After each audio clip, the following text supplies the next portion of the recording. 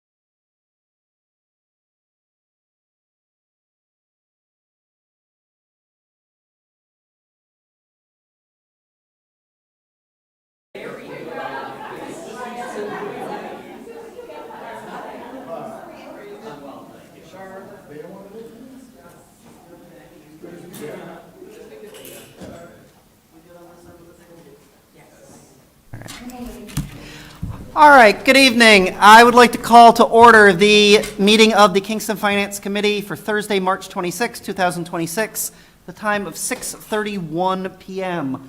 I see only one person on Zoom who is not a member of the committee, which means I will not have to correct myself about roll call votes 6 times like I had to last week. We have all 5 members of the Finance Committee present. However, the Finance Committee, in addition to Capital Plan and the Community Preservation Committee, each have at least one vacancy. Any resident who wishes to volunteer and somehow has not yet heard me say this, please email fincom, F-I-N-C-O-M, at kingstonma.gov. Do any members of the public wish to be heard about anything or everything at this time? All righty. In that case, our new business tonight is to continue with fiscal 27 departmental budget review with anticipated votes. The first one of these is going to be for general operations. For anyone not fully familiar with all of our technical terms, that simply means the gasoline bill. 1192. 1192.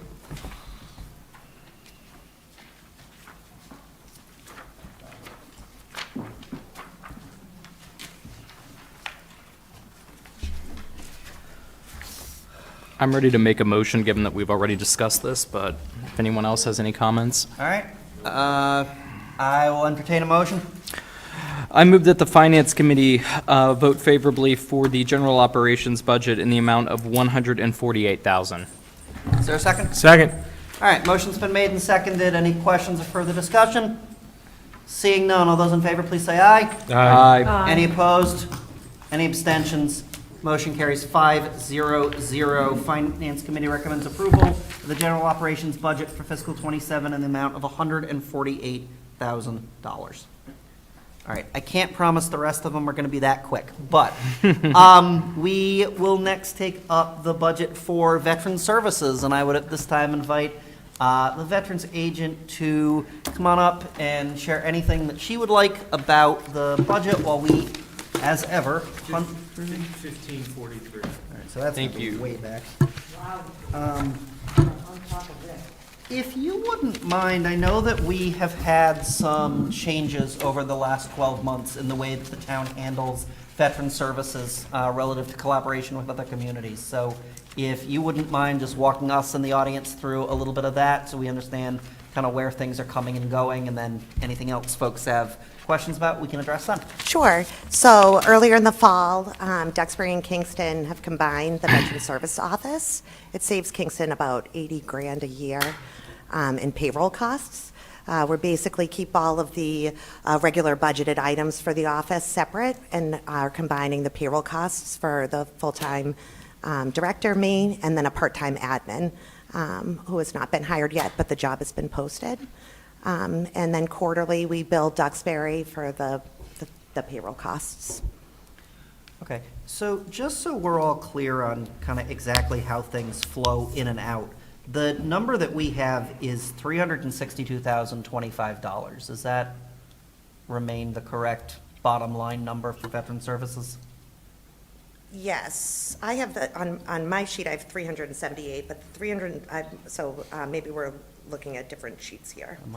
Am I off by do we have a new, Michael, could you repeat your number? So I'm the looking- number that is in my book says 362025. Thank you. All right, regardless, while we resolve that discrepancy, what would be, kind of in general terms, what would appear in a Town of Duxbury budget book? And then I know you mentioned the quarterly billing, what is coming in that I assume is reflected on the revenue end from the Town of Duxbury? Right, so it's just the payroll costs. Okay. That Duxbury will be paying for. So in Duxbury's budget books, all the normal operating costs, office supplies, other supplies, their own Memorial Day parades and things like that, they all remain the same. Okay. The one that's, the only difference is the payroll. So Duxbury moved that out of their line item, a payroll cost, and put it into the general operating costs. Okay. I think the other element that it would probably help folks to have something of an explanation of, the vast majority of this budget is in the final line item under expenses for medical and ordinary benefits. If I'm Sure. Sorry. No, that's okay. I made this little handy dandy sheet, and I made a whole bunch of copies so that you could all have it. Actually, what Sarah distributed is updated. There was an issue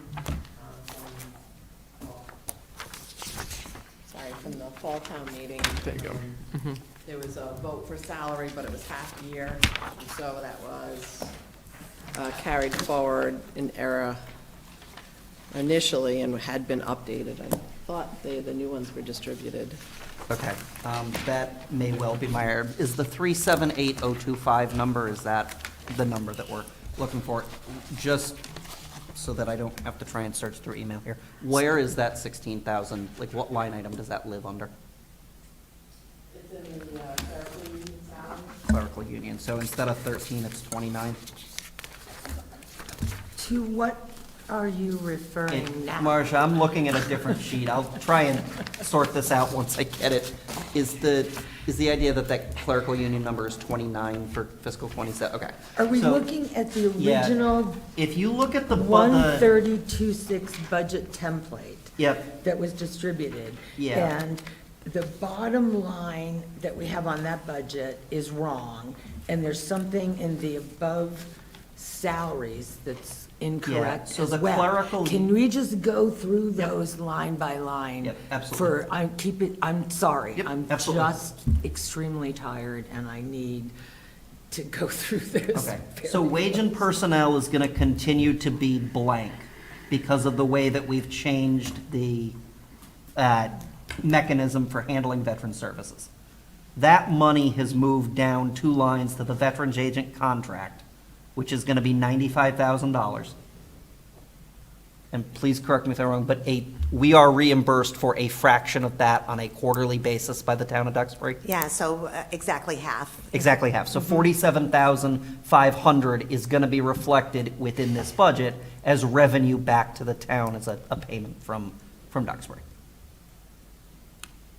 And then the middle line item, which currently reads $13,000 for line 51113, should go from 13 to 29,000 to accommodate that being a position budgeted for the entire year. I'm so sorry.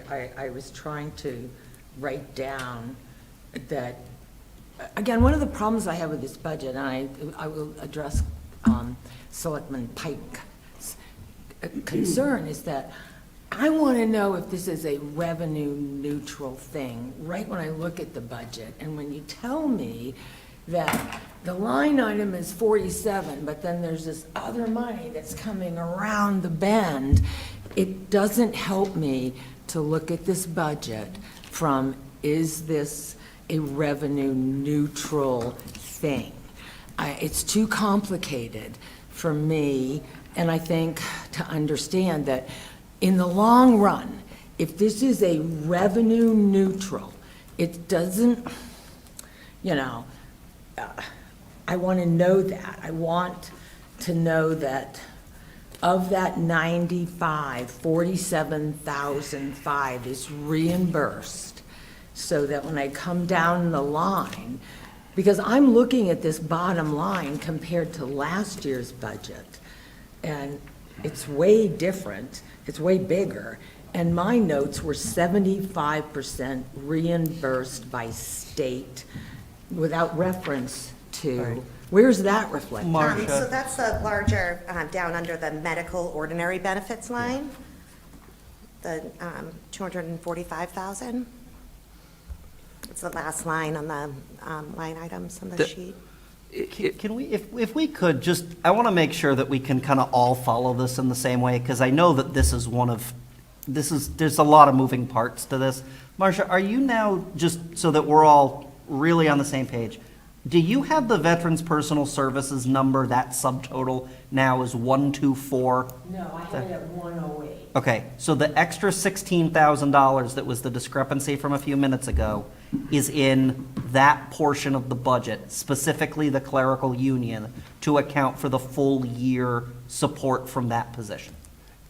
Is that clerical union position reimbursed from Duxbury, or is that? So we Yes. would expect to receive half of the reimbursement on that as well? On that as well, yeah. Okay, And, so we're looking, so instead of just the 95 being reimbursed, we're looking at getting probably in the neighborhood of 62,000 back from Duxbury. Okay. Okay, thank you. Thanks. And for clarity, for next year's, I'll add a line here that just notes that Duxbury's estimated reimbursement, so that you guys can remember it each year, and it makes it a little bit more clear. Yeah, that would be very helpful. And are we just reimbursed the salary portion, or are we reimbursed our benefits share? So it's That- all, so it's that- all payroll costs, so it includes all the benefits. And does this person, you will retire as my employee under my retirement? So we entered a 5-year intermunicipal contract with Duxbury, with me as the department head. Or whoever. I don't take the health insurance benefits through the town, so we save some money there, and Duxbury saves some money there as well. And the part-time clerical is not a Benefits benefits eligible. position, so it's only the 19.5.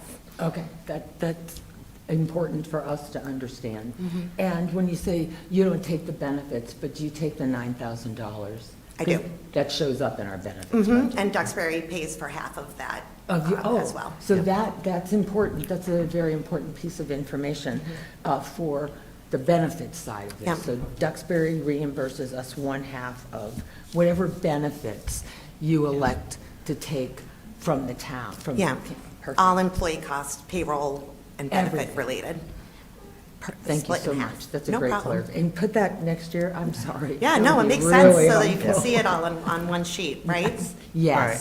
So then, down at the bottom, almost, what is that, 98% or something of the expenses under veterans benefits are under that last line item of medical and ordinary benefits. Would you mind just briefly walking through with what that means and the relationship between state and I assume mostly federal VA Yeah, elements to I'm that? happy to. So Great. that line there is just a state benefit. Okay. On that sheet that I gave you guys today, I went back to fiscal year 2021 and ran all the numbers that go through that line item every year.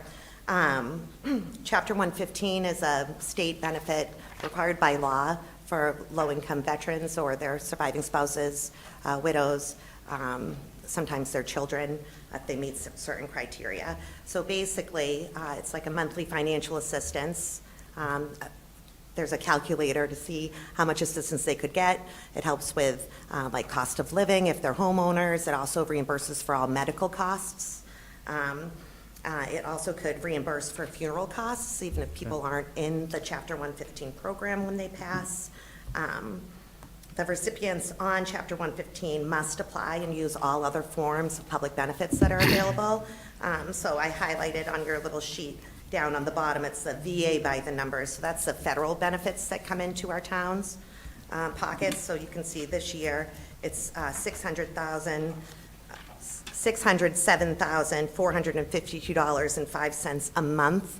That goes directly to our residents' pockets, so we don't see that through the town. The Chapter 115, the top part of this page is what we pay out a portion, the full amount, and then the state reimburses us that 75% of that each year. Is that statutory, or does that have to be reauthorized by the legislature in the budget every year? It's statutory. Okay. I noticed that our share is going down compared, is that because our number of vets are going down? So the number of vets is going down, so It is there was a going couple of deaths where they came off of benefits.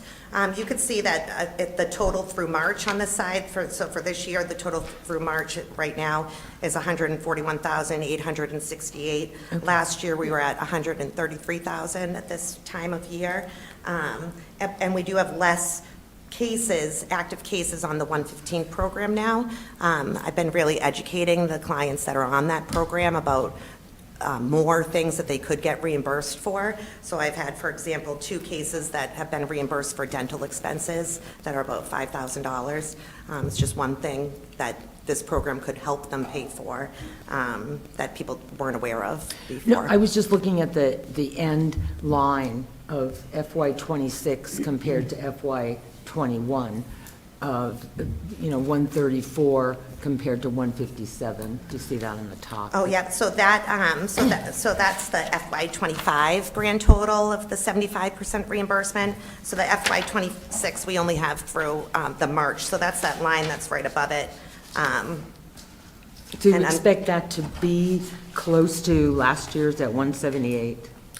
Based off of what we have so far, I'm expecting to be a little bit more than that we pay out this year to those residents.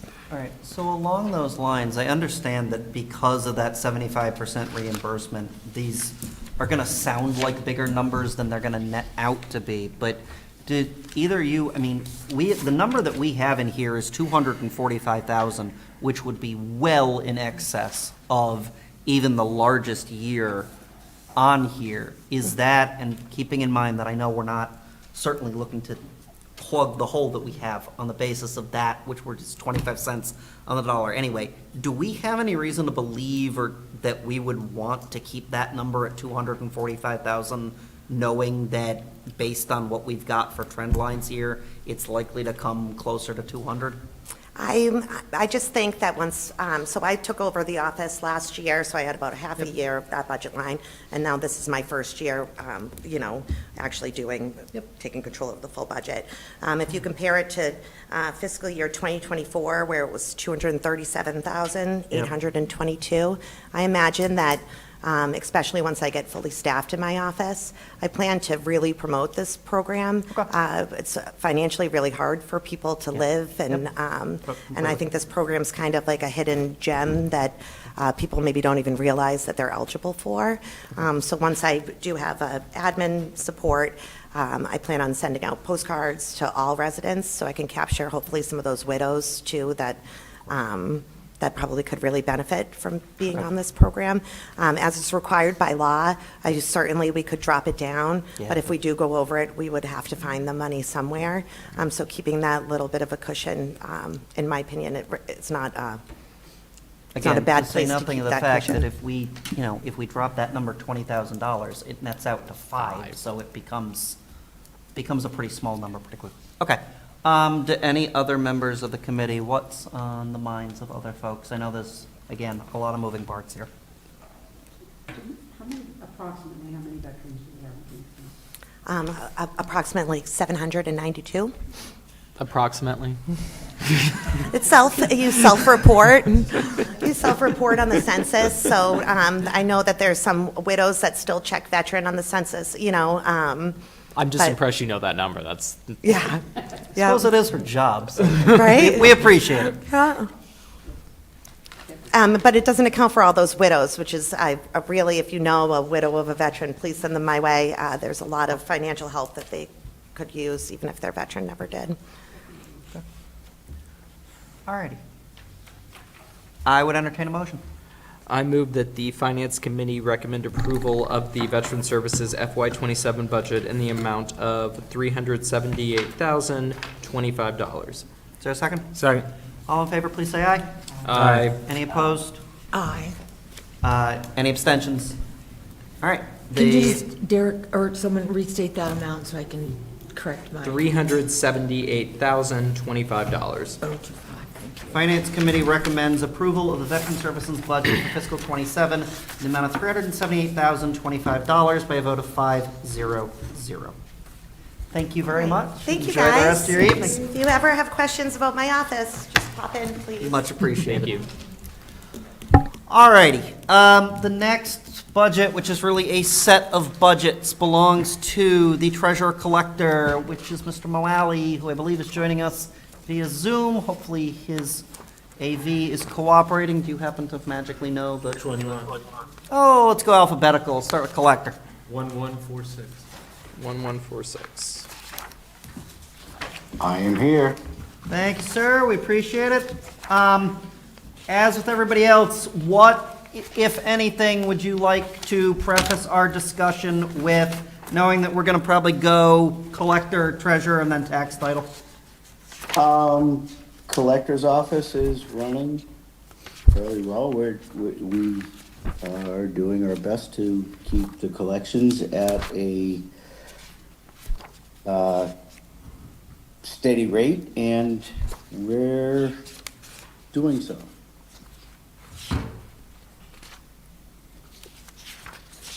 So 1146, I would open the conversation up to questions from the committee. I have a question. Go ahead. And I should know the answer to this already, but do we have an online real estate billing system so that people can opt out of the postage and the mail? This is $27,000, so I'm just asking if we have something Yes. planned. Oh, we did? Yes, we do. Okay. And we push it on every bill. It tells you how to get that. And as of the last real estate billing, out of 5,600 bills, I believe the number was 75 or 78 people get their bills electronically. And we thank those 78 people. Then I think we're not pushing it enough, so, Great. thank you. 1.3%. Right, we aren't pushing it enough. Ken, a It would real quick cost us a follow-up lot to of money that. To continue to push it, so. Yeah, Ken, a real quick follow-up to that. I seem to remember at a previous discussion of the collector's budget that there are certain of the bills that go through that office that even if people want it, there are certain requirements for physical mailing. Is that a significant proportion of the requirements, or? So that, we opted out of that, I want to say 3 years ago or 2 years Okay. ago. We give the taxpayer the option. They can get their bill only by mail, they can Okay. get their bill by mail or electronically, or they could get their bill only electronically. Okay. Okay. And the selectmen opted into that. It's got to be 3 years now. Okay. Marcia, Derek, Dave? I've been asking most departments this. If there was anything on your budget that you could cut if push came to shove. I mean, I'm looking at it, I don't see anything, but enlighten me. We're at a shoestring budget right now. Yeah. That's kind of what I thought. All right, thanks. Ken, your lien fee, $50. When was the last time that was increased? How does it correlate to our neighbors?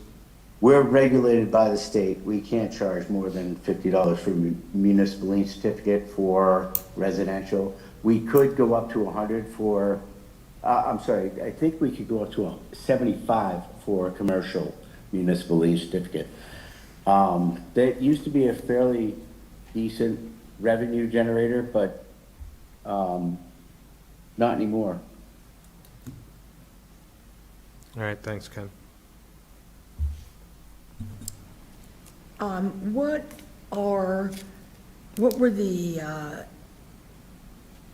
required, the increased training for your staff? In the past, the assistant collector,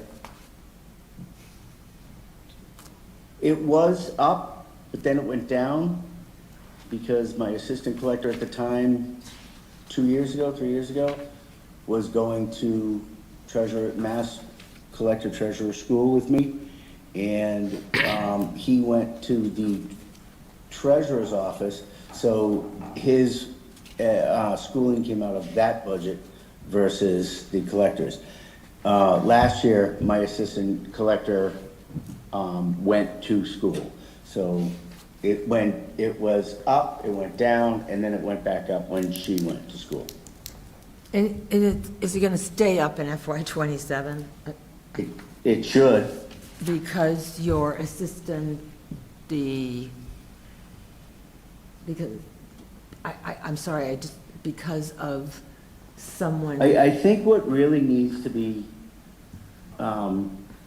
understood by the finance committee and the townsfolk is this office, the collector's office and the treasurer's office are in a state of flux.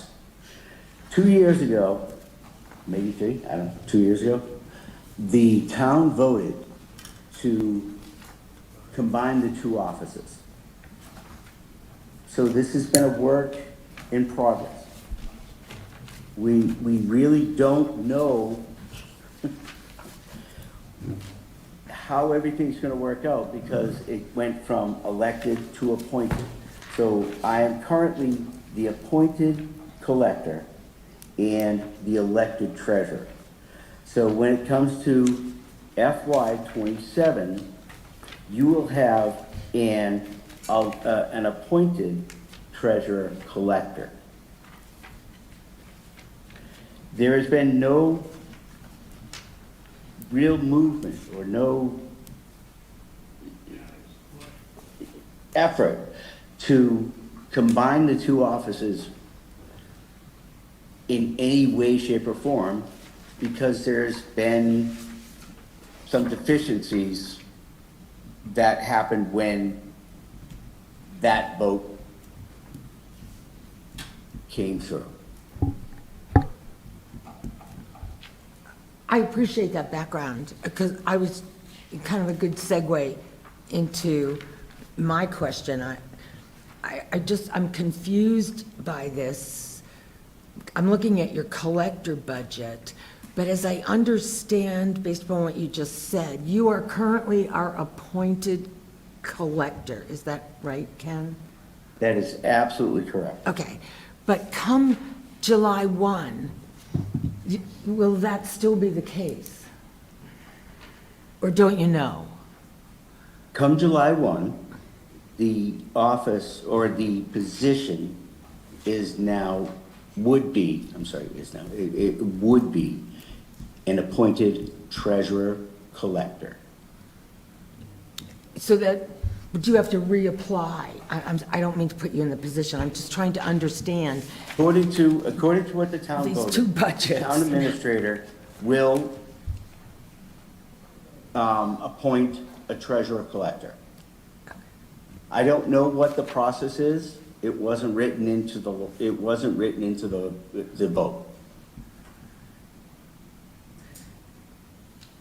And these two, your collector budget there's also a treasurer budget here.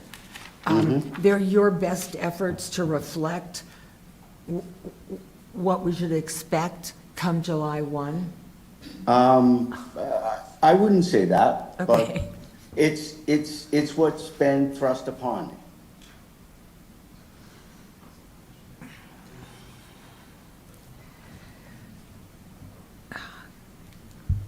Maybe, I appreciate your candor. I mean, maybe I should be directing my questions to someone else, like Scott. I'm just confused about how I should evaluate these two separate budgets, Well, if they're going to be merged. So, Marcia, regardless of what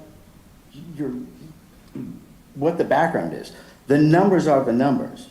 The treasurer gets paid X, the collector gets paid X, the assistant treasurer gets paid X, the assistant collector gets, or treasurer and collector, they get paid. Like, the numbers are there, the numbers, what happens around the numbers doesn't really matter.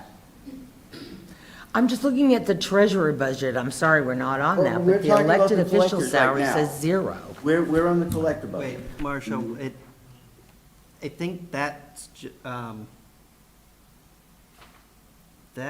may be a quirk of how the money was handled, or the money had to be handled before that vote had been enacted.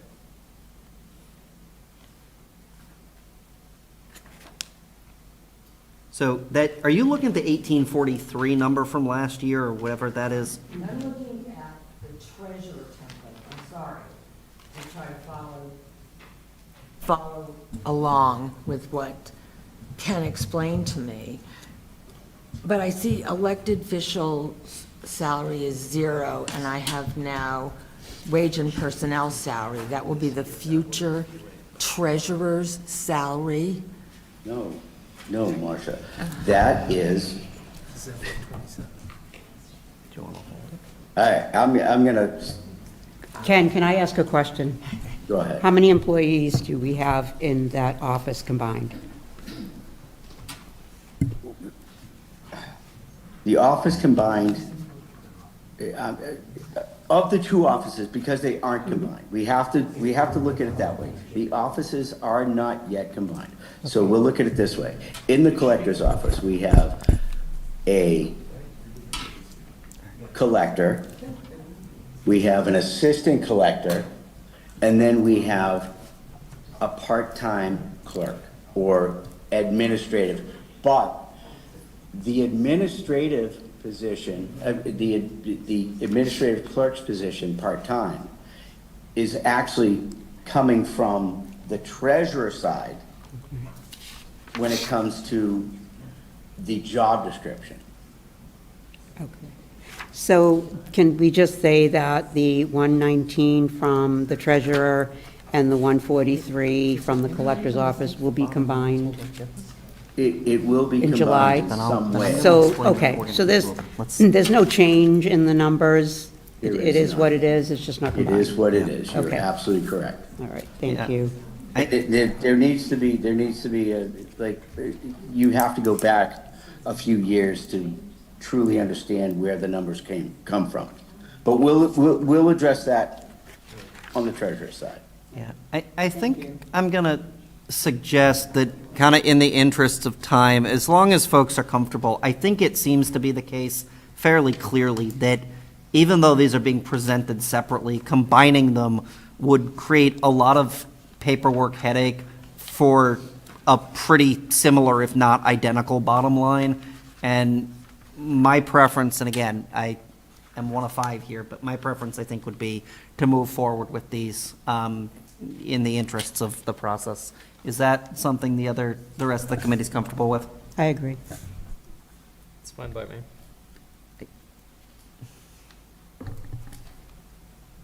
I'd like to understand the budget before I approve it. And this exercise was helpful to me.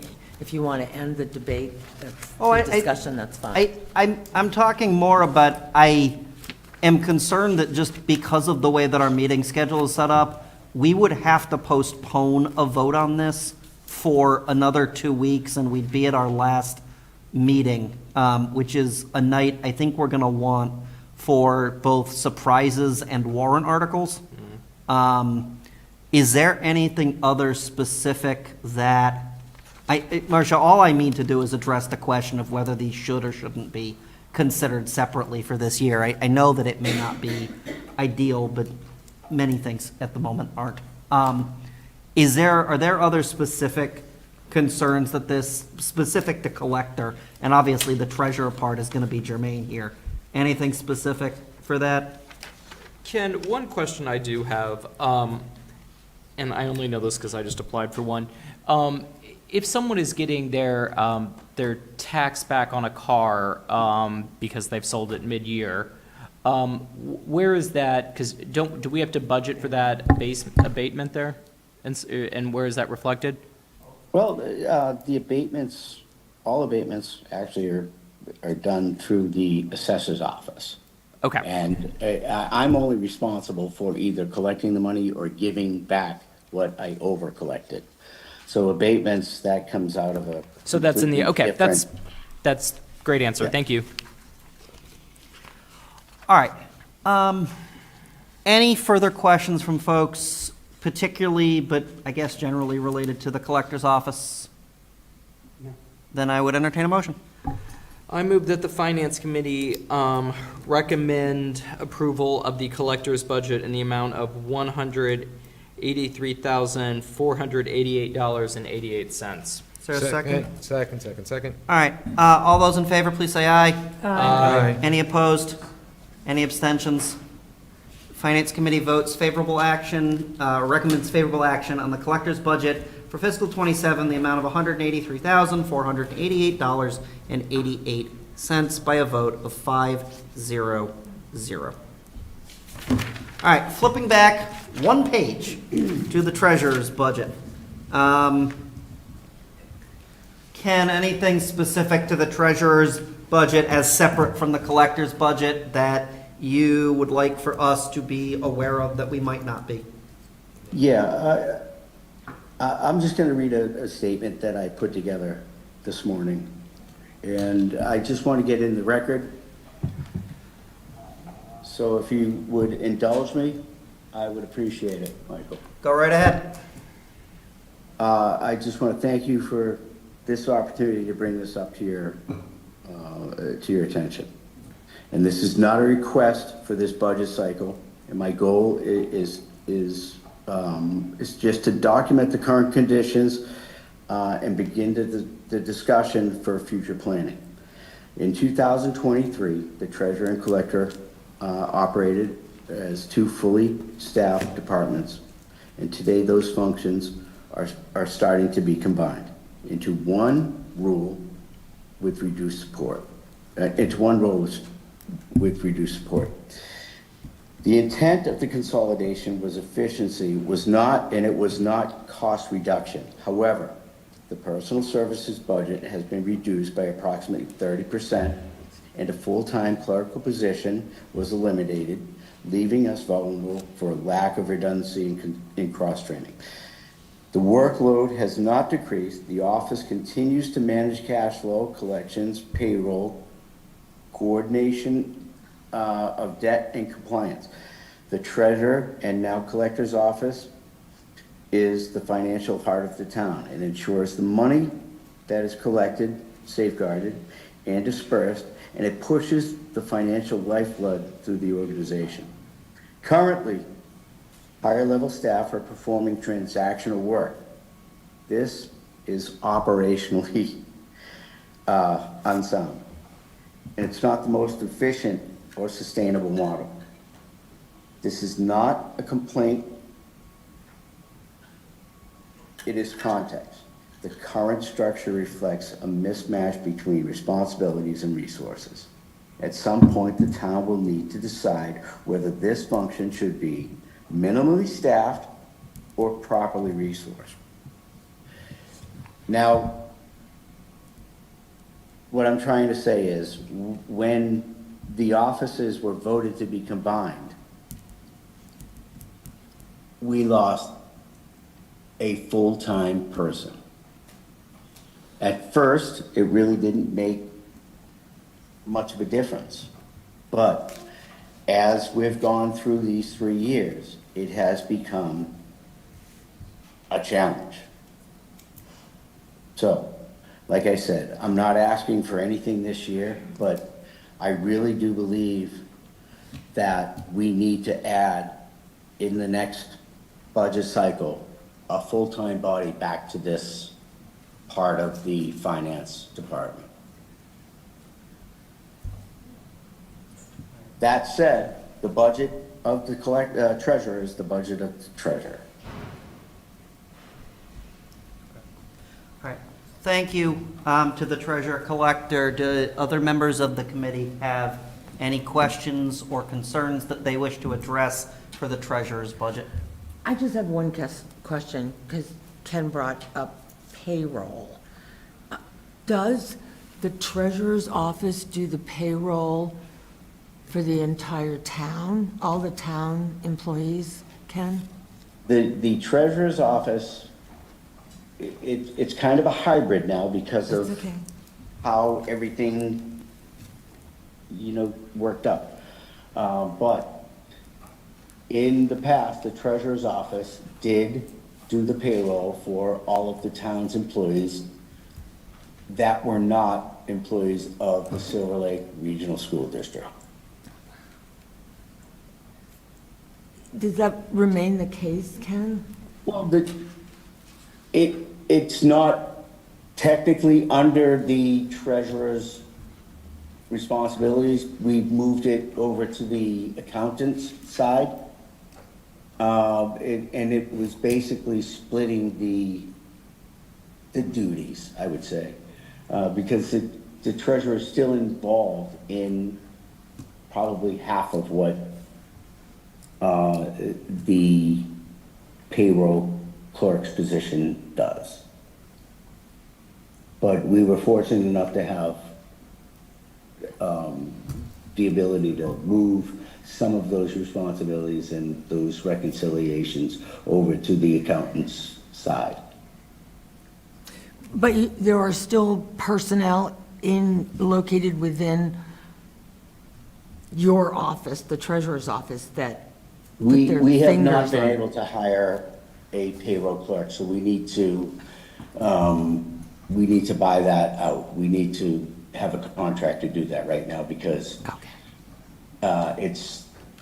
it's become a very skilled position that we can't pay what our contracts say we have to pay. Oh, so that's why we use Harper's payroll service? Nope, that's not why we use Harper's. Oh. But, We use Harper's because Harper's manages the actual part of payroll that creates checks and sends the tax money to the federal government and the state government. But there has to be a person dedicated within the confines of the building that can do the day-to-day entry and reconciliations and everything else that's related to payroll. It's become a very technical position, and I would love to share just 1 week's payroll for the fire department with everybody, because there are so many different levels of pay grade and pay and how they get paid and what they get paid and when they get paid.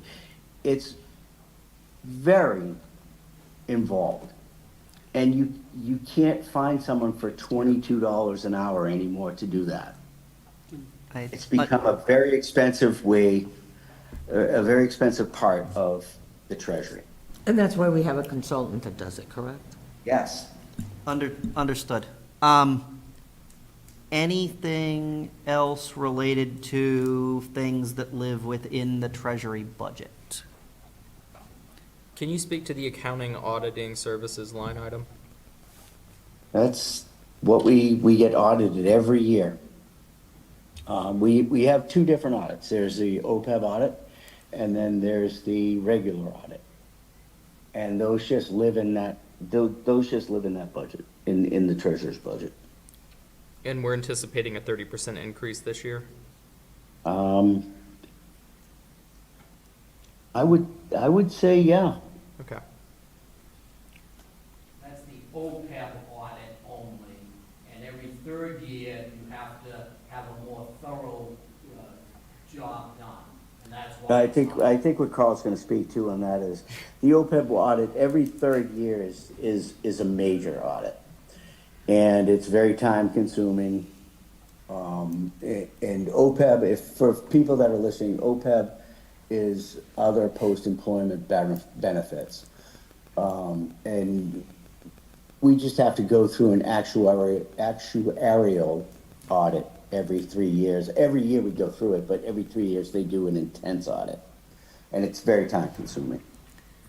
Okay. All right. Thank you. Any other questions or concerns from members of the committee? If not, I will entertain a motion. I move that the Finance Committee recommend approval of the treasurer budget for FY '27 in the amount of $159,817.50. Is there a second? Second. All those in favor, please say aye. Aye. Any opposed? Abstentions? Finance Committee recommends favorable action on the budget for the Treasurer's Office for fiscal '27 in the amount of $159,817.50 by a vote of 5-0-0. Next one, and the last one before we leave Ken to his evening, is for 1158. tax title. It is blissfully one line. Ken, if you want to speak briefly, my understanding is that this has the ability to generate considerable multiples of the expended revenue in the process. Can you speak to that a little bit for the benefit of some of the newer folks? Sure. The tax title, I believe the number's 35. I Yes. actually printed the wrong one, so. That's money that we were able to, pay the lawyers to really dig in to get some money back on our tax title. So,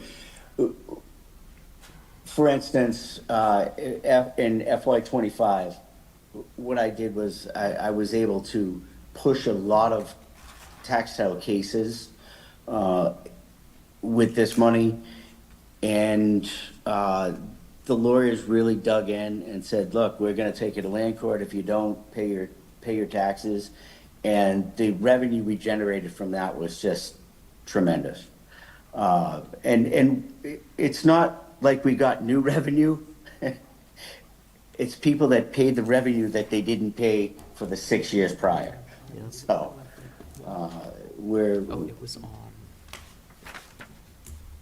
Hey, Ken, question. Yeah. It's pretty good return on investment. We recovered a lot of money for $35,000. If we spent more on this budget, could we recover more unpaid taxes or? yeah, I'm not sure that it reflects dollar for dollar, like you don't get $3 back for every dollar you spend. I don't think it works that way. I'm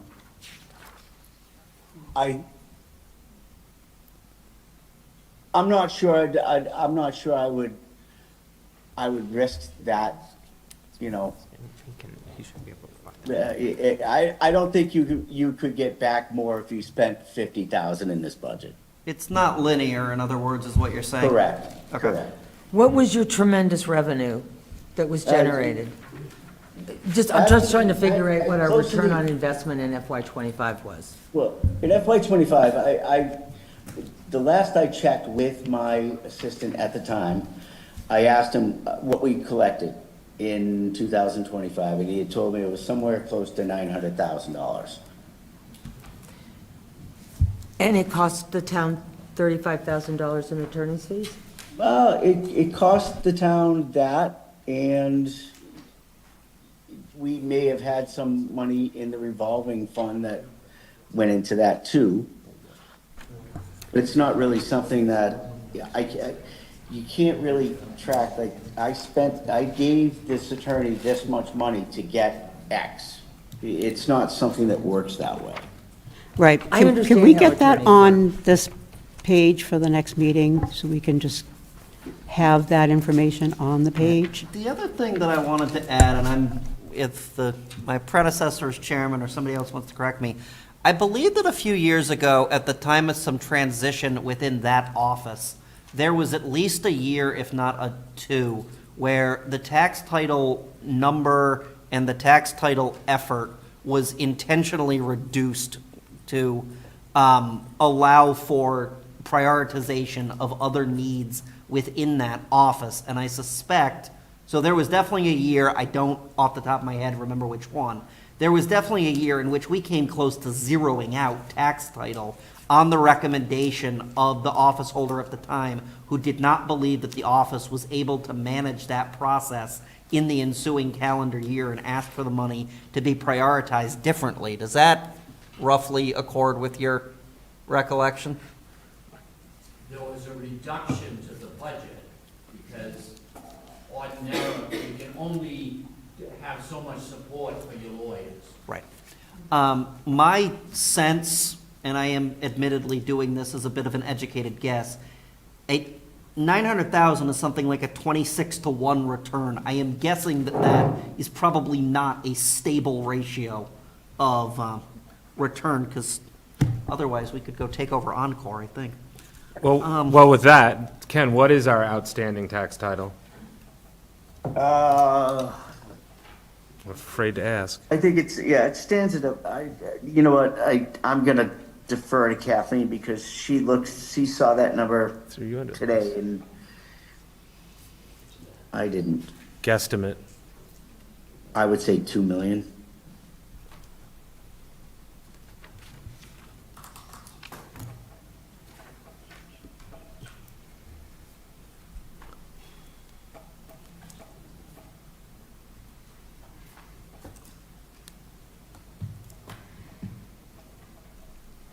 Well, she continues, is it up year over year? How is it No, along the historical trend line? It's actually, it stays pretty level, which is surprising to me. As we put properties into title, we take properties out by collecting. The number that stays the same, and I'm sure my predecessor, you'll see his face turn red. The number that stays the same is the possessions, the properties that we've taken in tax title that we have never tried to get back. So the town owns a lot of property right now that Yeah, I we remember don't this collect on conversation. because people haven't paid taxes. And my predecessor, Carl, tried to have an auction done, and it was not Well received. pushed forward. So I would absolutely welcome the opportunity to do that, but at the same time, the tax title laws have changed dramatically to the benefit of the taxpayer versus the town. So I think we lost an opportunity back then, but hey, we'll just go with what we have. All right, thanks. All right. Anyone else with questions or concerns about this specific line item? If not, I'll entertain a motion. I move that the Finance Committee recommend approval of the tax title foreclosure FY27 budget in the amount of $35,000. Second. All those in favor, please say aye. Aye. Any opposed? Any abstentions? Finance Committee recommends approval of the budget for tax title for fiscal '27 in the amount of $35,000 by a vote of 5-0-0. Many thanks to the treasurer collector, who we wish well for the rest of his evening, unless he really wants to watch the rest of this. And with that, we come to the KES, KIS, Silver Lake, Special Ed, Vocational Ed, and all the various components of the budget for the schools. We have a number of folks here from both Silver Lake, from some of the individual schools, from the school committees. Dr. Prue, I don't know, you seem to be holding quite a number of handouts there. If there's, They're not handouts, they're Oh. all different possible areas that you could ask me questions about. To the best of my ability. I will anticipate your questions. Give him to Marcia.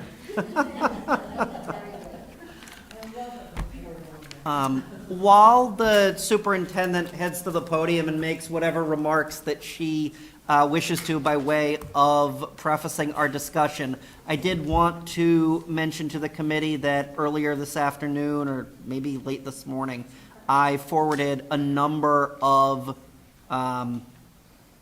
responses and exhibits and data points and sources of information courtesy of our relatively still new finance director, for which we are very grateful for her time and her energies doing that.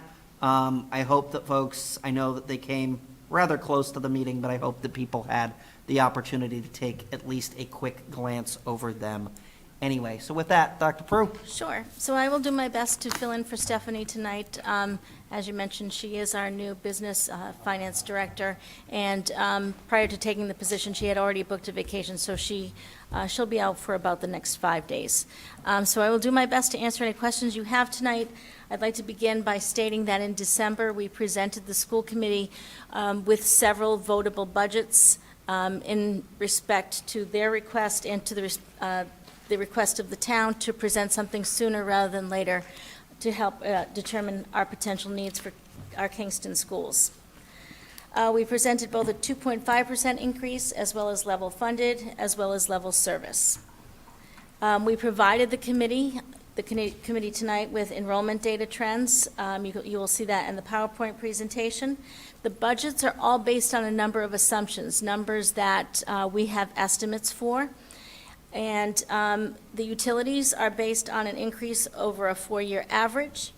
The shared cost budget was voted by the Silver Lake School Committee and the joint Union 31. Homeless and foster transportation has been adjusted based on prior year's expenses. There were no official retirements at the time of the budget vote that the school committee took. And we mention that because sometimes when there's a retirement, we factor in a potential savings.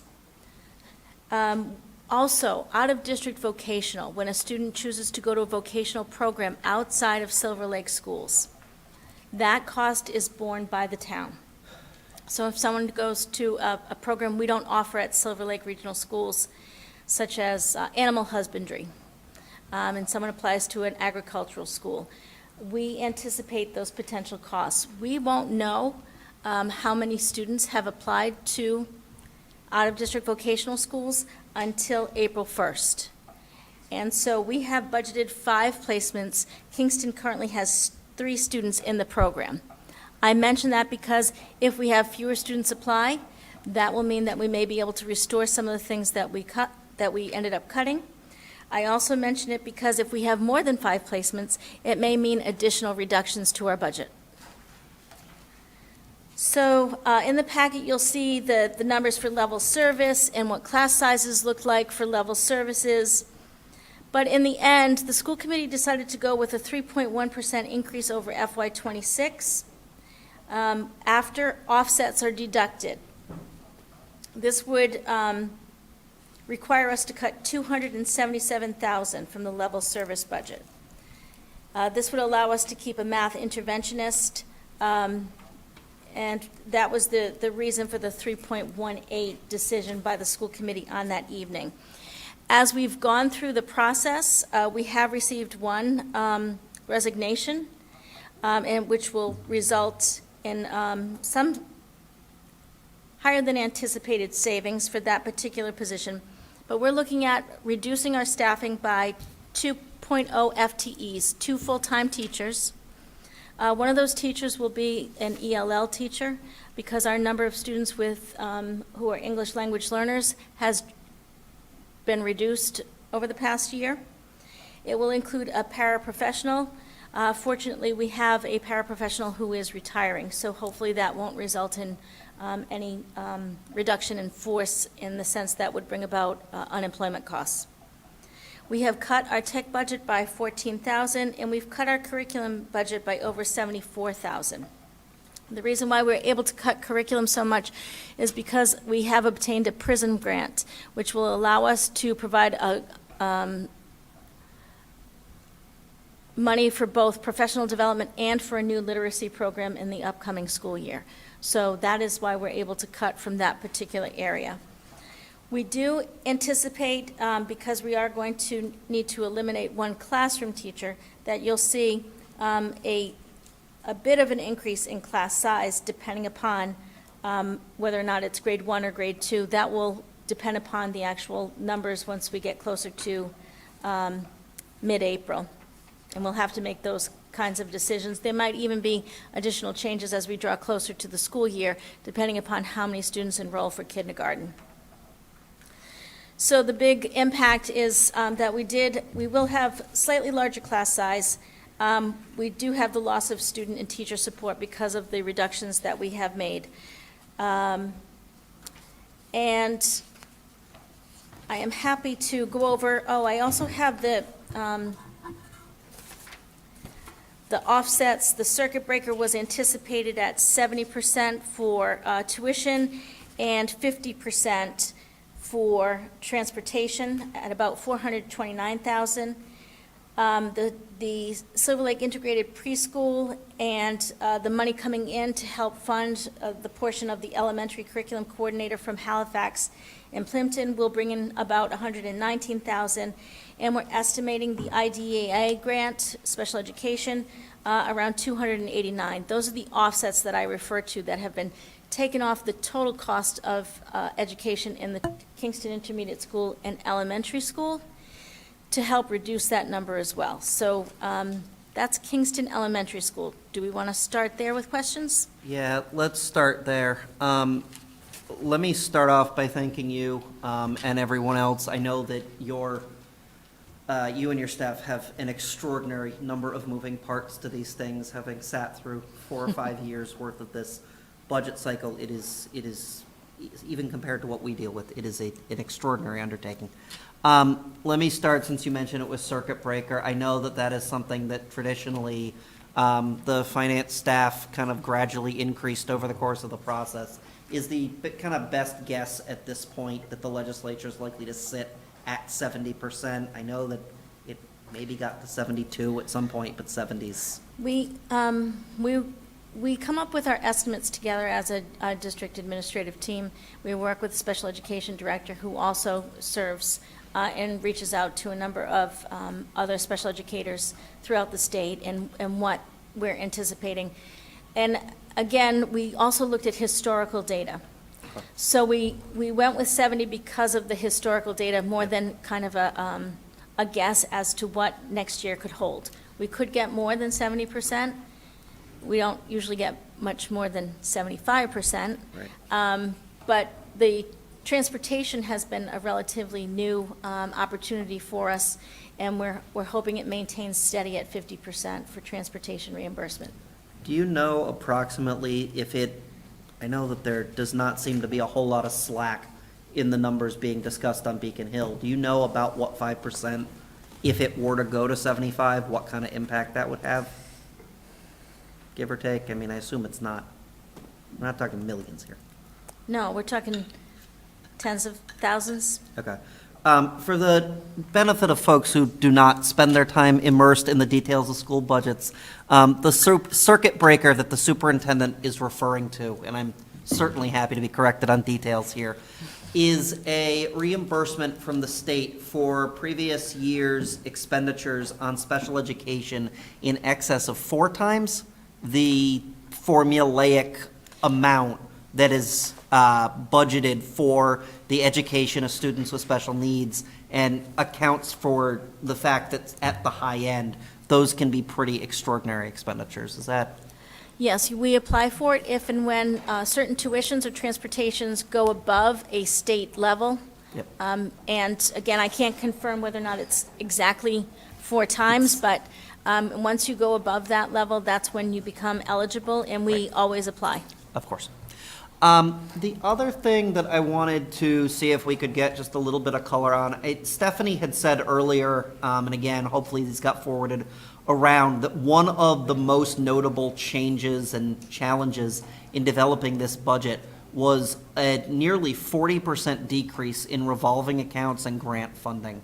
Could you speak very briefly to what that entailed and kind of where the impact of that? I know she listed a number of line items, but what that reflected and whether is that more of a return to historical trend from a 1-year blip, or is it a sort of sudden bad sign? So my understanding is that it's a combination of, one, that the loss of the emergency shelter funds, Yep. which is a one-time blip. Okay. But then it's also, if you recall, the disentangling Yep. of pretending that we were fully regionalized and restoring things to where they should be in the financial buckets that they belong to. And so that had an impact. We now apply for all of our grants separately, Yep. and that had an impact on some of our grants as well. Okay. Again, for the a little bit of historical context, the superintendent is referring to a protracted and messy situation that resulted, I think, maybe 5 or 6 years ago. It was right as I cycled off from, Probably about 3, well, it took us 2 years to do Yeah. it.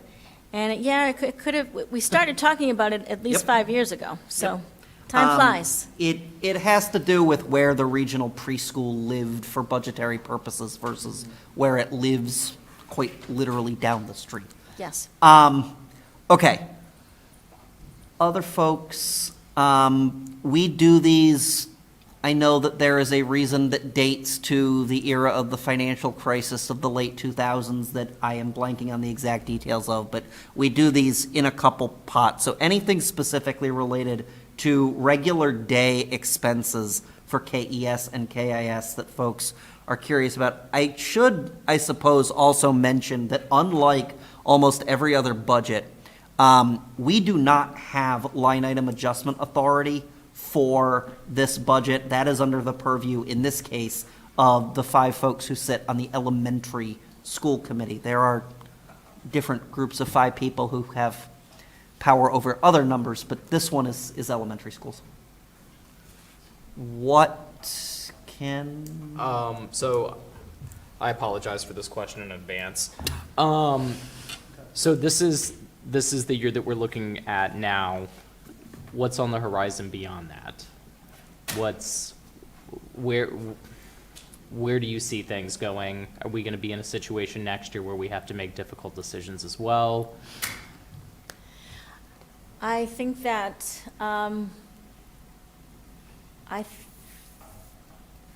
think that we were very responsible with how we spent our ESSER funds. And I think that we need to, I think one of the things that we need to continue to do and consider at Silver Lake in particular is we used excess and deficiency for 2 years to support the local budget. But I think that the proposal before you, as it relates to Silver Lake with the stabilization fund, will help us wean off of E&D in a way that will be less catastrophic, particularly to Silver Lake and the programs there. I think one of the things that we're weathering now, and we are faced with some reductions, is because we have lost some of those grant funding sources that we did benefit from in the past. But we tried to spend our money not so much on staffing with ESSER, but on other things that wouldn't bring us to the financial cliff that other towns and communities faced more severely and more quickly. Again, I can't really tell you too far in the future because I don't know what will happen with state and federal grants and funding. So again, we base our budgets based upon student needs and student population, and we try to provide and put students first in all of our decisions in terms of trying to maintain the most robust and the greatest number of opportunities for children under our care. Thank you. Dave, Marcia, Vicki? Oh, I just have a couple of questions. I always have questions. Your grants, I noticed there are 2 of them referenced in your budget, totaling like 838, 920. How, on a scale of 1 to 10, what's your confidence level that you're going to get? We'll just stick the circuit breaker. I can't promise you anything. No, I'm not, I'm just Yep. saying. And if this had It's been, nothing, it's just you're the expert, you've been in the field, it's a solid B.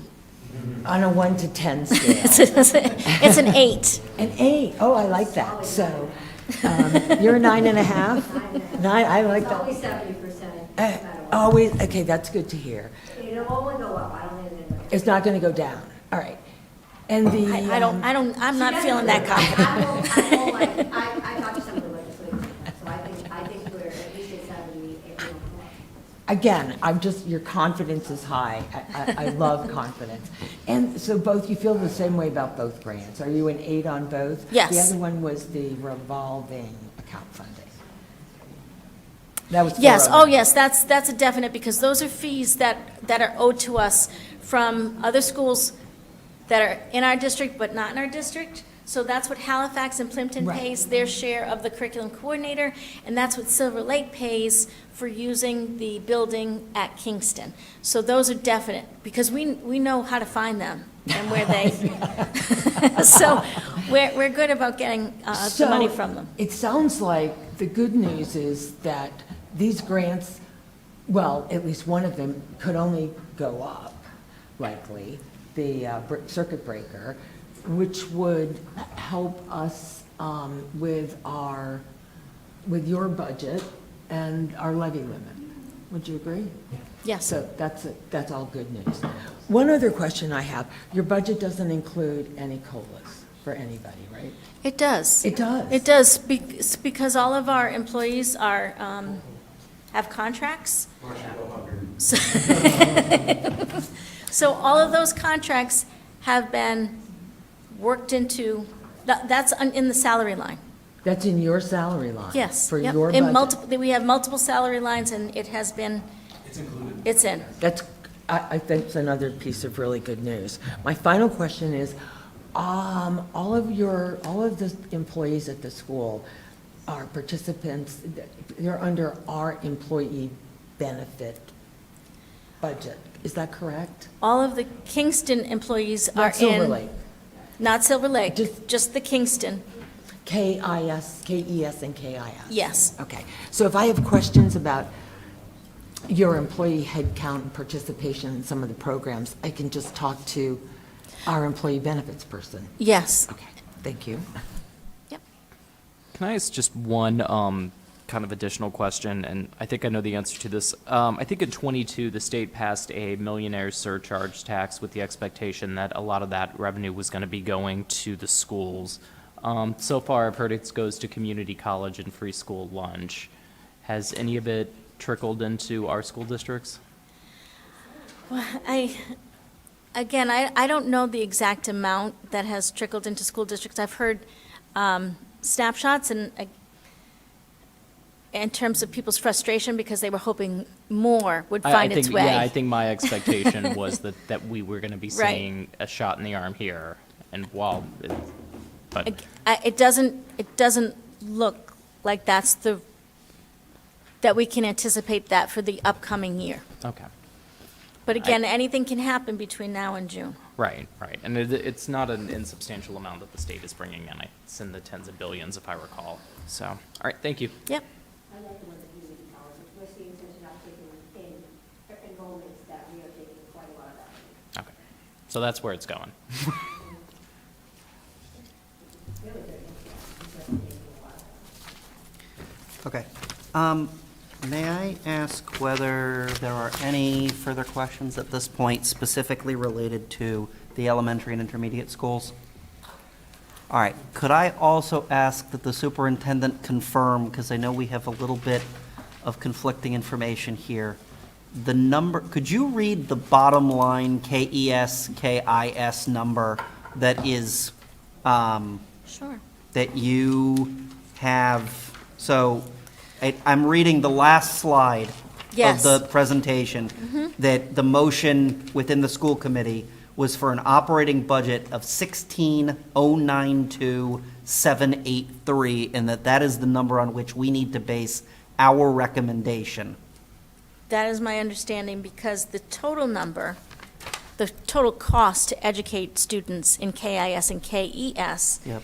is actually 16,931,703, but we're anticipating that money coming in to cover it. So I'm not sure what you've done in the past, but How about that 900,000 we collected in revenue from the is treasurer's that office? what we did in the past? Thank you. Okay. Then we have the meeting.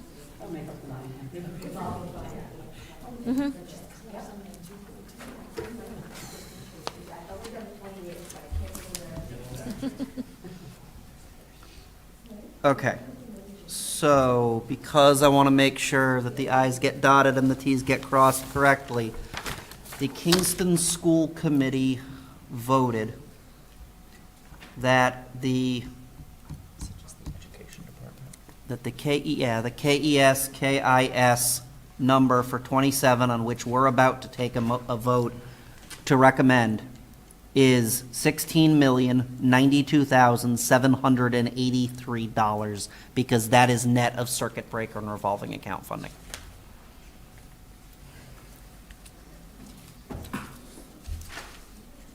Does that accord with everybody's understanding before I entertain a motion?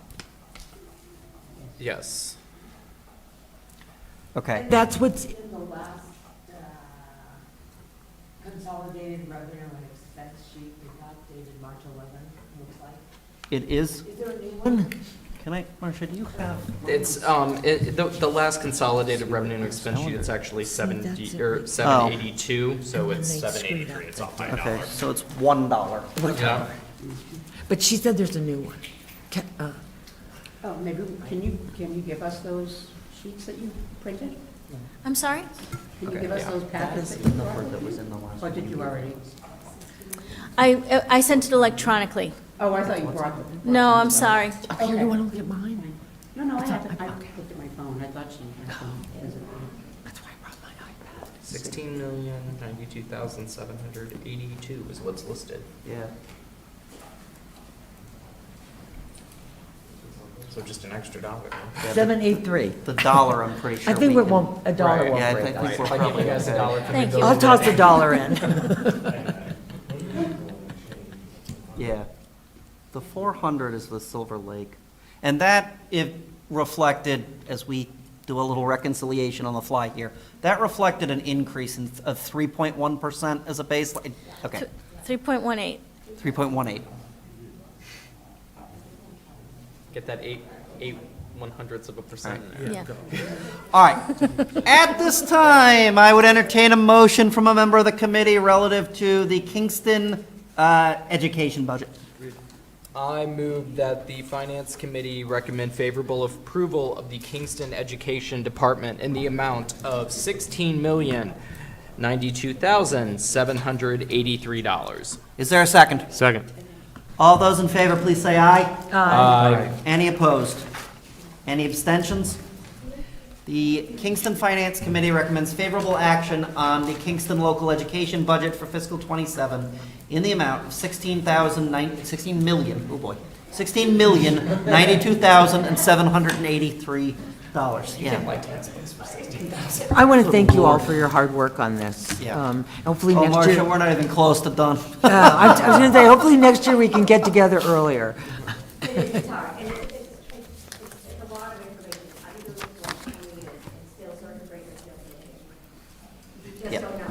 But I appreciate everyone's efforts. I really do. It's a lot of moving parts. Sheila, I don't know where you got to do this, but I remember sitting in a classroom at an elementary school in a very rural part of Lanesboro, Massachusetts, to do that charting the course thing and feeling like I had attempted to take like a master's in accounting in one day. And man, I thought I was good at math before, and I was quickly disabused of that notion. Anyway. All right, next on our list is the special and vocational education. We don't list them separately. We do not list them separately, okay. That's what, at the beginning, you said Yeah. is subject to change really in the next week or so, once things get finalized and, So it's in the detail of the budget pages that should have been forwarded to you Yep. for Kingston. Okay. But we don't vote a separate budget okay. for them. Okay, now the fun starts. Silver Lake. Silver Lake, okay, and I'm going to ask Megan and Mark on the total numbers that were ultimately voted to check, to make sure that I give you the correct numbers tonight, because there's a lot of moving parts even as we vote the budget on the evening of, so. That's what I have, but I just wanted to make sure that that's what you have. I have the same number. Okay. No, good. All right. So, the school committee voted for a 2.5% increase for Silver Lake Regional School District budget with an additional line item to fund the regional stabilization account. And I believe one of our school committee members has met with perhaps your. Yeah, he was here 2 weeks ago. Okay, Yep. okay. Jason Frazier was probably here to explain how we arrived at the 700,000 and the needs, particularly of the buildings on the Silver Lake campus. A 2.5% increase on the FY26 budget would be $41,660,551. Adding the 700,000 for the regional stabilization account brings the Silver Lake FY27 budget to $42,360,551. Dr. Pruitt, can I just ask you to read that number one more time and maybe Sure. a touch slower so we can all make sure we have it? 42 Yep. million, 360,072. Okay. And Kingston share is? Well, that's, imagine she's getting there. Oh, sorry. So,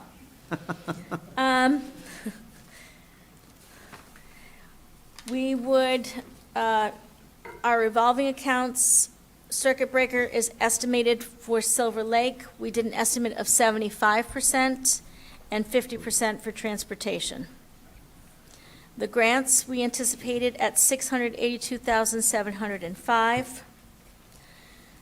The reductions that we are looking at are 5 teachers, 3 aides, 1 custodian, 1 SLAA position, a coordinator, various stipend positions, various supplies, including curriculum and technology, and we also factored in the unemployment costs, because we are our own municipality.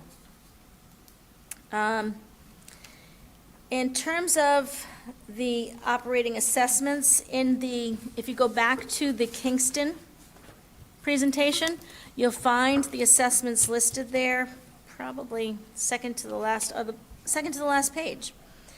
And you'll see that the Kingston assessment is at total assessments at a 3.3% increase. And again, to shed a little light on this subject, which I'm admittedly less familiar with than the local side, the difference of about 12 million or so is state aid. So like the total assessments is 29.5 million.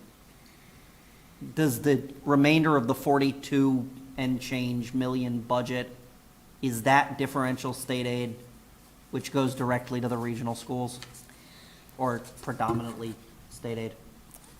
It's predominantly the 240 grant and the 262 grant. Is that what you're referring to? Well, those aren't $12 million, are they? No, they're Okay. 682. So we have a document that says the assessment number is 29.5, give or take, million.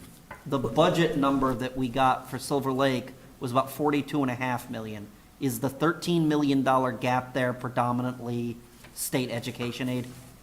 Let's look. Okay. I trust we didn't get this far by being off by $13 million, but I would just as soon find out before we lay off every employee in this building. Okay. And Michael, what document are you I referring am working to? off of the Silver Lake budget presentation that I believe was attached to the email I forwarded from Stephanie Hatton this morning. It's the one that includes the kind of bold and underlined back and forth. There's so much Yeah. information, so hard to digest. So if you go to, I can't even find it.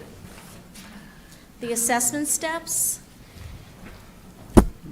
Where do you want us to look? do you have the Silver Lake presentation? Yep. Okay. So if you go to the assessment steps, you'll Do you have see the minimum contribution per desk.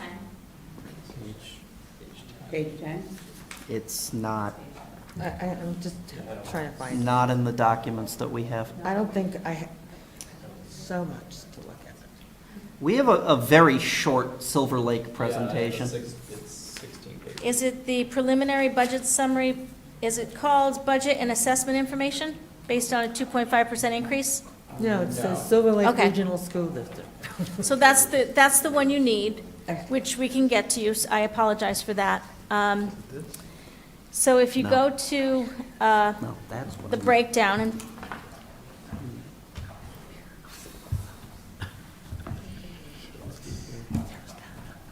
Jill, we don't have those. We just don't. That's not in here.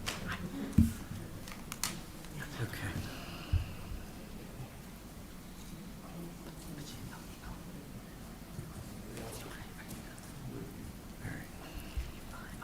so the budget process, the budget is voted by the school committee, and from that budget, we deduct the items that are not part of net school spending, transportation and capital equipment. Next, we account for revenue items, such as any excess and deficiency used. Silver Lake then also looks at payments from the town of Pembroke for retirees as of 2004, health insurance costs. There are currently 42 surviving retirees and/or their spouses receiving health insurance through Silver Lake, and this number decreases each year. Silver Lake has in the past received tuition for out-of-school districts attending CTE programs at the high school. There are currently no open seats in our CTE program. Silver Lake continues to receive tuition for model peers in the integrated preschool program. Silver Lake invested in a solar array and receives payment for net metering credits in this array that the array produces. 50% of the shared cost budget is paid as revenue to Silver Lake through the town's elementary school budgets. Yep. Silver Lake's net school aid, sometimes called Chapter 70 funding or state aid,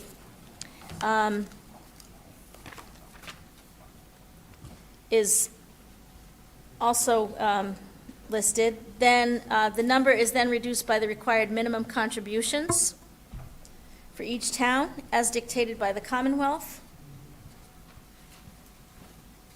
Step 3 is no longer applicable. There was a point in time where teachers' deferral costs existed, and this is how they were assessed. Step 4 assesses the net school spending accounts once revenues and minimum contributions are deducted. So at Kingston, it's at 57.54%. That's shared cost or that's Silver Lake? This is how Silver Lake uses the statutory assessment method. Okay. Okay. Step 5, they look at transportation costs, which are reduced by regional transportation reimbursement allocation. Okay. I think at this point, we're probably a little bit deeper into the weeds on this particular aspect Okay. than I maybe intended to get us, for Okay. which I apologize. And again, I do want to be respectful of people's time this evening. Well, no, the assessment number is the one that's relevant to us. The 17. Yeah. 17 what? Yeah. Well, so, what I'm kind of getting to is, I think, and I'm certainly happy for other folks to jump in at other points. My suspicion is that the concern of this committee predominantly relates to the question of the $700,000 in exempt capital that there has been a proposal made that has worked its way through some but not all of the various town committees and boards to transfer that from previously exempt capital from the bonding for the school buildings to maintenance moving forward as a sort of, for lack of a better term, down payment on a pretty substantial list of concerns that the administration has. I think the thing that we really need is to make sure that we all have access to two numbers. The first is the voted, that as a result of the budget, the assessment that was the effect of the vote by Silver Lake. Yep. What is that number for the town of Kingston? So if you look at the Kingston presentation, you'll find it on the second to last page, which is,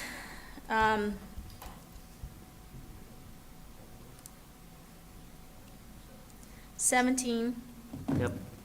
732, Okay. 816, Yep. .71. Okay. 17, 732,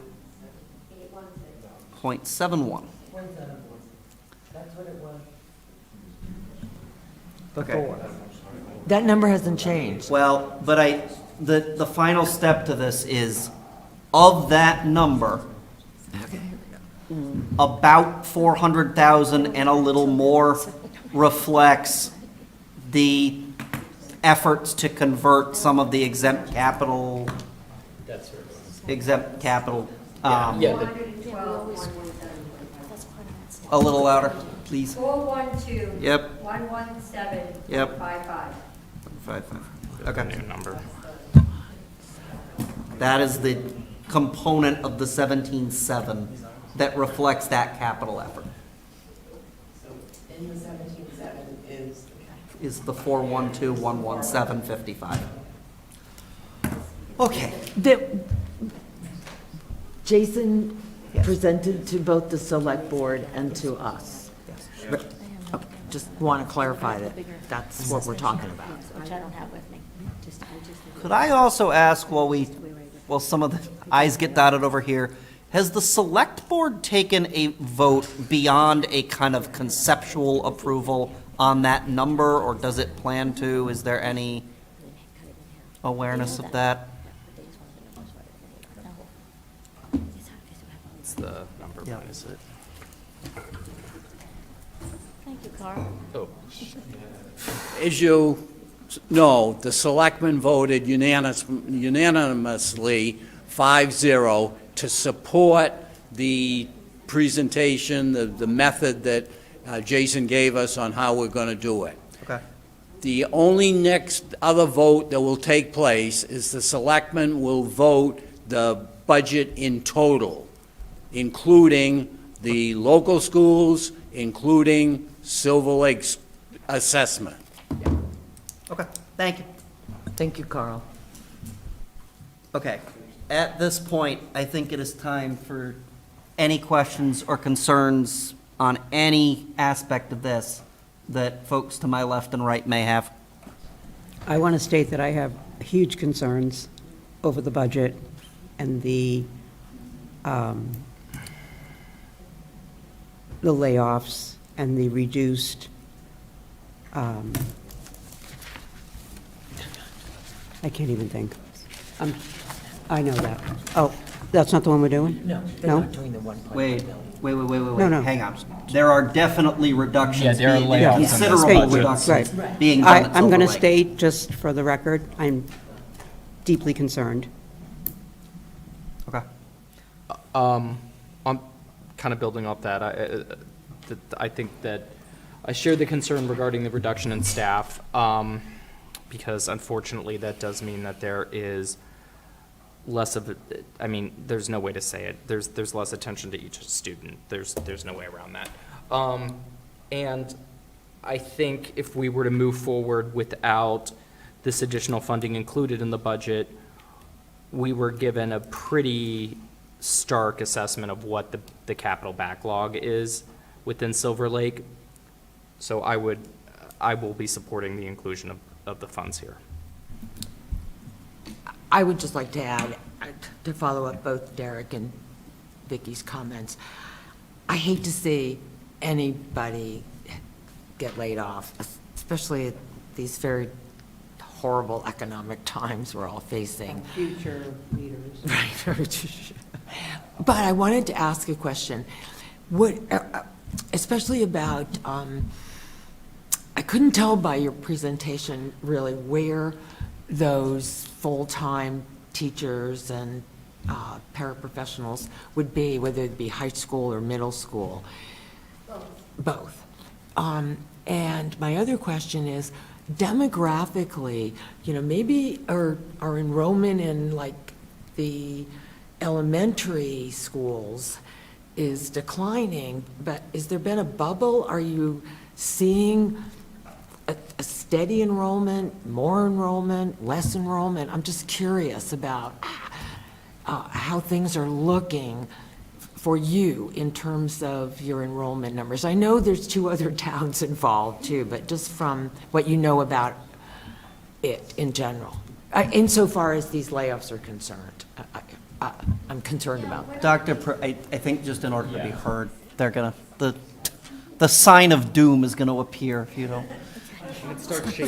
Thank you. So we have presented multi-year looks at our enrollment. You're not looking at a steep increase or a steep decline. So it's relatively static right now. And again, I think the biggest probably population decrease came to KES this year. And everything else remains pretty much stable. I'm curious because it just seems to me like not to high school and middle school age kids, in particular middle school age students, they just seem like such a vulnerable population.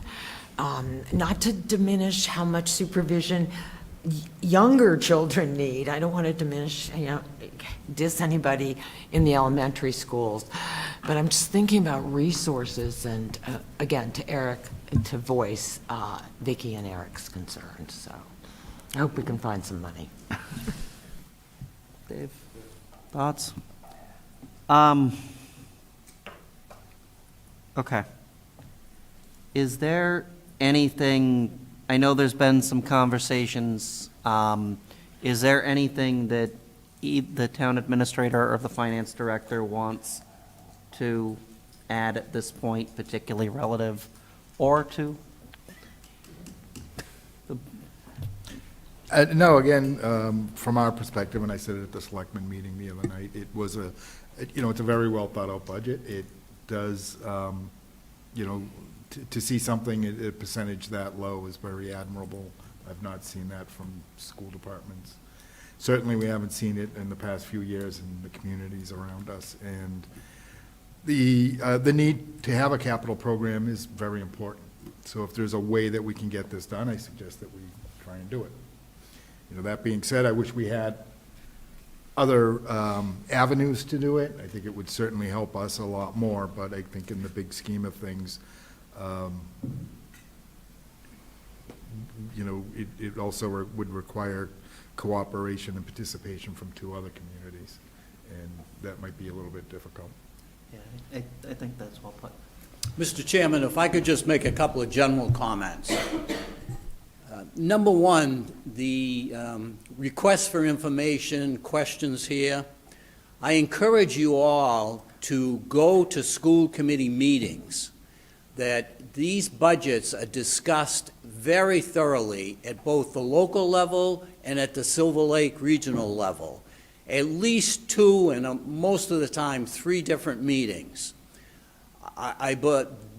And after the meetings, the information is all available on the Silver Lake Regional District's website, that you can get the budget details, you can get everything that they've discussed in that meeting, and it's all readily available to answer a lot of questions. The second thing, concerning possible layoffs. I've worked with the school administrations and the school committees here for the past 12 years.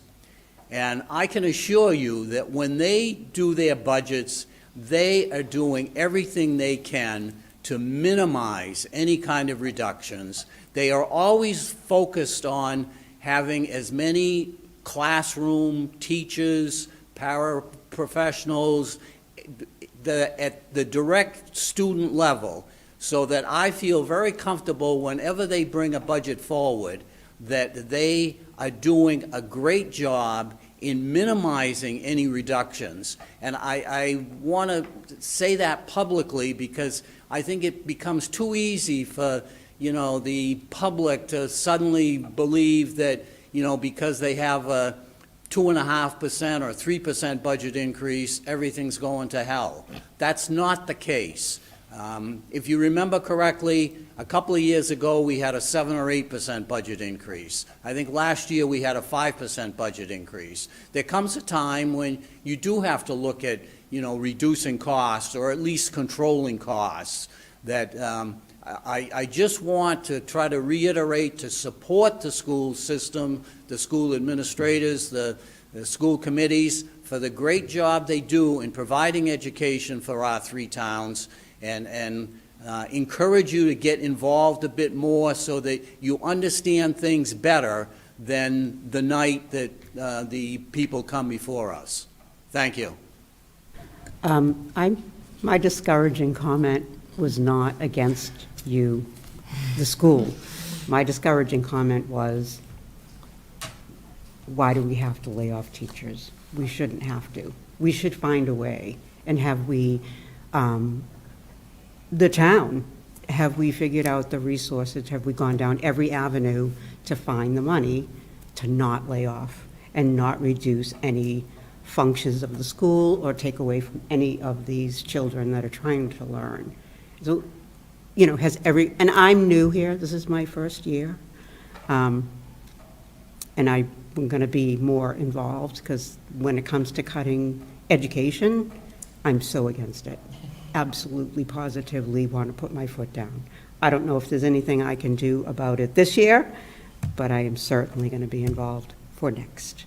Yeah, Vicki, I appreciate that, and I say this with seriousness as somebody who has been on the wrong end of this situation in the very recent past, that I think to be realistic, and to be realistic in particular about the time frame, to undo that would entail asking for an override well into the 7 figures. And I think that it is abundantly clear from what has happened in communities neighboring to ours, from a range of resource levels, including ones I am sure the popular perception is have Scrooge McDuck's bank vault available to pay people. Right, heard that reference in a while. right, but I guess my point is, even in communities that I am sure folks think of as having much deeper pockets than ours, it has proven very challenging, even with a great deal of groundwork laying, to persuade folks in the circumstances we've all acknowledged to add that level to their tax bills. And I'm saying this not to make a judgment on those votes, right or wrong, but simply to say that I do not think as a practical matter that we would be in a position to go asking at this point for an extra $1 million to $1.5 million. But I certainly take your point. I would ask, I would give the reason for asking. It's important. These are children that are learning, growing up, our future community here. Yes, I would ask.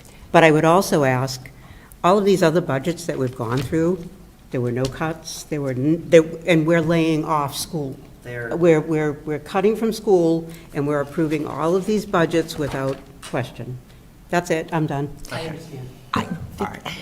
I think I'm the next to the newest member, and if anything, any question that I asked, or I didn't mean to insult you. I think you've done a phenomenal job. I apologize, because I'm just curious and trying my very best to do my job. So I didn't mean any offense, number one. And number two, to Carl's point, and to anybody who's watching, I believe children are our future. You know, that old Whitney Houston song. And I really, truly believe that. And I speak as an old lady. I know that old people need to get out of the way. And I'm just volunteering here to do my very best as how I see it. So if I have to make a choice, and it's all about wants and needs right now, what do we need?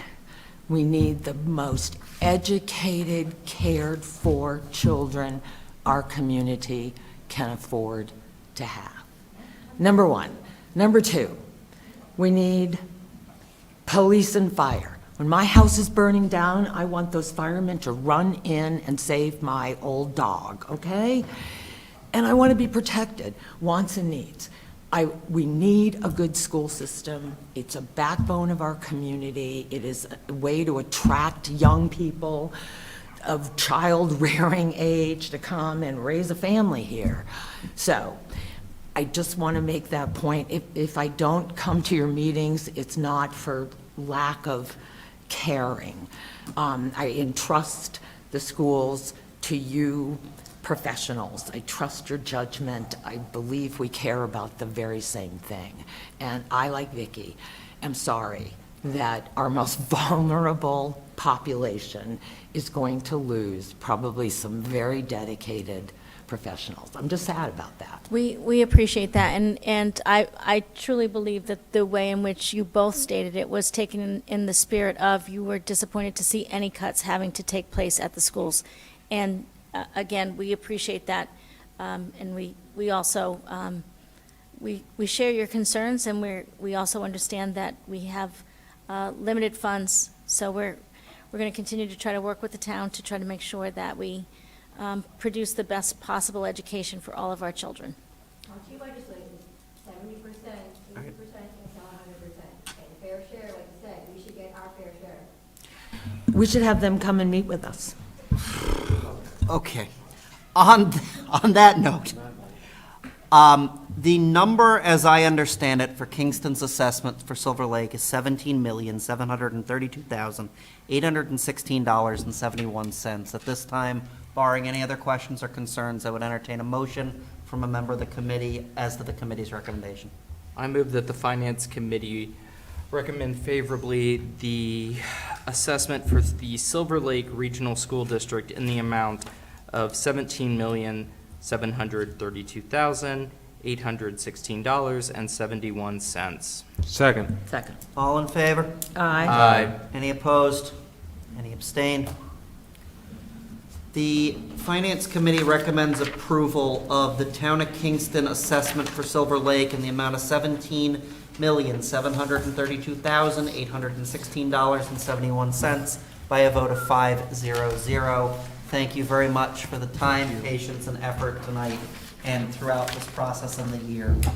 Dr. Prude, and the principals, and the school committee members, thank you very much. Thank you guys all for your work. Well done.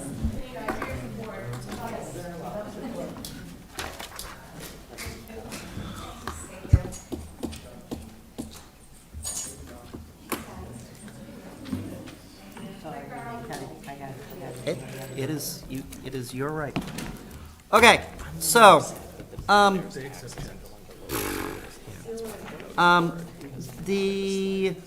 couple of folks had suggested that there's been some adjustments. I know we delayed the vote on the Sealer of Weights and Measures budget, which is, about 2/3 of the way through here.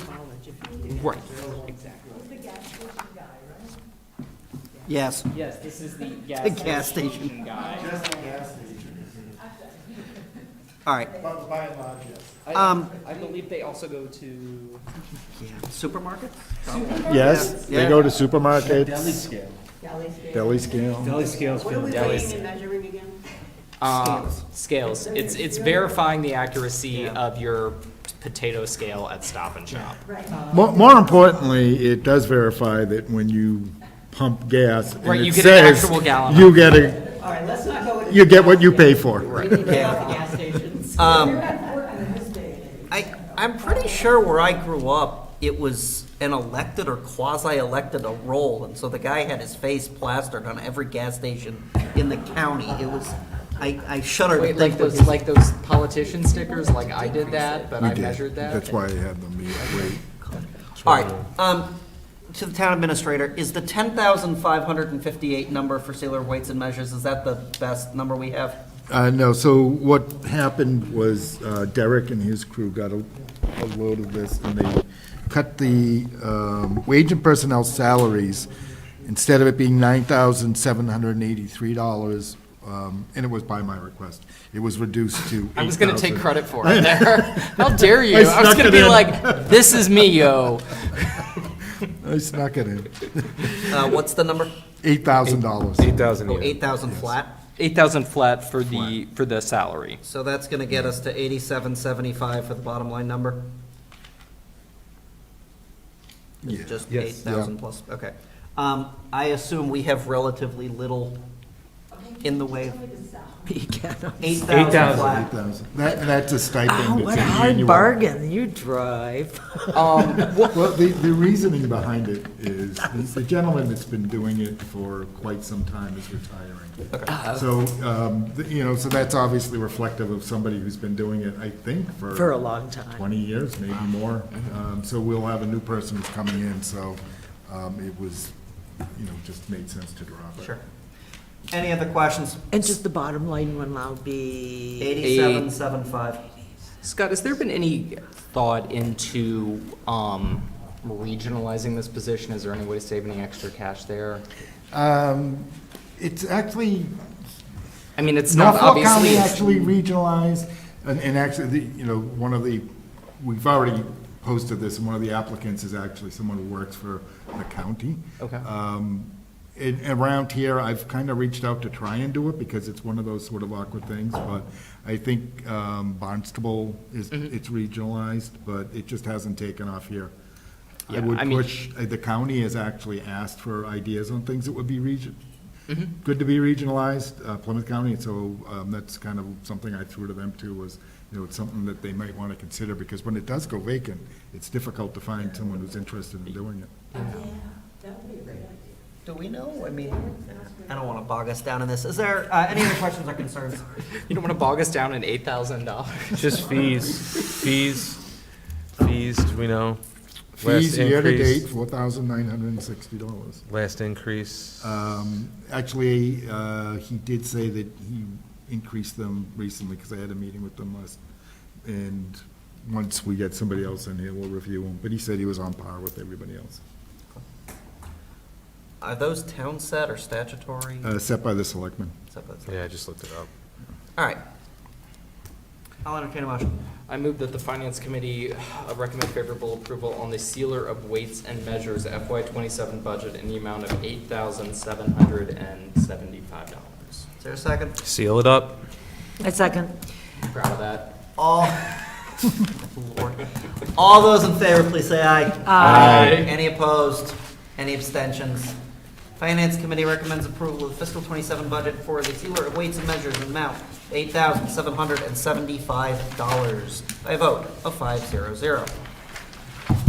All right, Selectmen's budget, I imagine is toward the front. Actually, I was going to ask you to put that one off until the 9th. Okay, Okay. that was easy. So All right. was there an ask to hold the? Yeah, we're gonna hold Okay. till the night. Oh, we're not gonna do this? Not tonight. Okay. Oh, no. Yay. I can All right. have dinner. Can I ask the board who was working on employee benefits? Me. Okay, I have some data that Tina sent me that I can email to you. Oh, she'd given it to me when I met with her. She just got it to me today. Oh, okay. So, Yeah. All right. You asked about, you I- had several questions, too. yeah, I have rate increase data for you from Mayflower, so I can Mayflower? send that over to you. Yeah, it's just, it's kind of out of control. I do think that we should look into what other communities have done. Malden's done some interesting things. I know there's a lot of cautionary tales about switching your group health insurance, but the time may have come for us to look into some other, I don't know if we've done it. Yeah, actually, we looked, and I've looked at, not since I've been here specifically for this town, but we made 2 changes in 5 years over in Abington. And the rates that we're seeing from Mayflower have always outperformed the rates of most of the other groups. The most difficult, and the reason we didn't get Abington back into Mayflower was actually the buy-in. And it would have been, I think, probably $4 or $5 million for us to get back into Mayflower. And if this community was to, if we were to decide to leave Mayflower, we would probably leave a good amount of money on the table that we wouldn't have. And so, I just don't- when many of the communities were seeing double digits, will be much higher than us. And it's all based on experience, you know, and I think there's one group that we had joined, Mass Strategic Health Group, and they did great for a few years, but they had some bad experiences, and their rates were very high. The Maya rates were very high based upon the community, so I think Again- we're in a good position, but yeah, we do always kind of look around and see what everybody else is doing. All right. Okay. Do we have any updates from folks who sit as representatives on other committees? I, as ever, do not have an update from regionalization. Wage and personnel, I feel like we just got. a Has good not chunk of our met update. since we met last. Oh, and I'm just going to meet with sewer on Monday. Their Okay. budget comes in Tuesday. Okay. And I've already met with police, harbor master, all of that. That's Okay. done. And employee benefits comes in on Tuesday too, Derek. Yes. Okay. Capital was canceled. Capital was canceled. Okay. Any additional comments, questions, or concerns? We will be back here in just 5 short days to close out March on the 31st. As Marcia just mentioned, I think the top of that agenda is going to be water, wastewater, employee benefits. I believe there's a couple others. They were sent out. Again, we're running into that situation about posting requirements. So I believe Rhonda was able to get us the agenda for that earlier today. Will police and their related budgets go off on the third? They will be on the third. Rhonda, they appear on that, yeah. Yep, police as well. We, I believe, were emailed a set of meeting minutes. I think in the interest of time, and also just because we're not posted for it, I would just as soon wait until we are. Are there any other outstanding items of business that cannot wait 5 days? Seeing none, I will entertain a motion to adjourn. So moved. Is there a second?